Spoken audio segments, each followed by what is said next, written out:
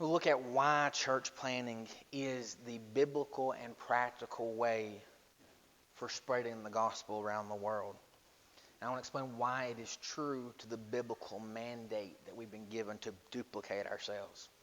The North American Mission Board has stated that approximately 900 Southern Baptist churches go out of business each year. And as scary as that fact is, there is a remedy for this. Southern Baptist planted roughly 1,114 new churches that were either SBC or SBC affiliated in 2015. Many of the churches in our area, especially and throughout the U.S., have started to die, and we need to know the biblical mandate as well as the practical reasons to be able to stop this. Having been a part of a few church plants myself, some in the Midwestern region and some on the East Coast, I've been able to see how church planting not only grows the church numerically, but it also grows believers and disciples in Christ spiritually and physically. The first point I want to look at is why church planting will spread the gospel more effectively. Secondly, I will discuss why it will help grow converts more efficiently. And thirdly, I want to look at how it will help revitalize existing churches. Church planting will help spread the gospel more effectively in a few different ways. Christ has given us a mission to spread the gospel to this nation. We have been commanded to do this personally in our own lives, but we've also been commanded to do this corporately as a church body. In his study, Rudy Gray mentioned in the Baptist Courier that the single most effective evangelistic method under heaven is planting new churches. We see that churches that are planted are in the mind of duplication and are duplicating themselves in new converts and in disciples and ultimately in new churches as well. And this was the way that the early church turned the world upside down. Paul used this method, as we can see in the book of Acts, and John used this method as is stated in 3 John chapter number 9. So we understand that it will help spread the gospel more effectively. Not only will it spread the gospel more effectively, but it will help new converts grow more efficiently. Our mission is to make disciples of the nations. That's what Christ himself has commanded us to do. Peter Wagner mentioned in his church planting and the Greater Harvest that church planting gives a foundation for new converts to grow.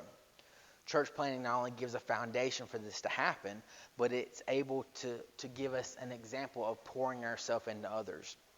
Peter Wagner also stated that the heart of the church's mission is to make disciples who make disciples. And that's what we're commanded to do, to duplicate ourselves as disciples, making disciples of other people. This is how the church grew new believers in the face of persecution. Acts 15:14, we see that Paul discipled Timothy. And we understand from the Gospels that Jesus discipled the 12. And all these people were able to face persecution because they were discipled effectively. Not only were these converts discipled, but we can also see that churches will be revitalized. Church planting will continue to revitalize the existing churches. Our mission is to keep the existing assemblies of our country strong, and revitalization encourages the saints of dying congregations. Ed Stetzer mentioned in his 6 reasons why established churches should plant churches, that established churches need to plant churches so that they can be challenged by their own church plants. So we see the establishment of church plants helping to challenge existing churches, but we also see that church plants will draw strength and wisdom from those existing assemblies.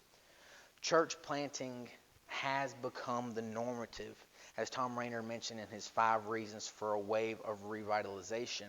This has become the way of evangelism. This has become the way of duplication in disciples, and this has become the effective way of the gospel being spread to the nations. And we can see this because of the same pattern that we have in the book of Acts. So we've seen how church planting will help spread the gospel more effectively. It will help grow converts more efficiently.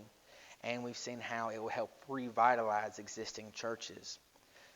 Seeing that church planting is the biblical mandate for duplication, we can understand that if we are going to see the church in the U.S. and throughout the world continue to grow, we've got to get to the place where we understand how this growth in the gospel, how this growing of disciples, and how this revitalization of churches is going to happen. It's what Christ has commanded us to do. And all this will flow from our desire to see the duplication in our lives.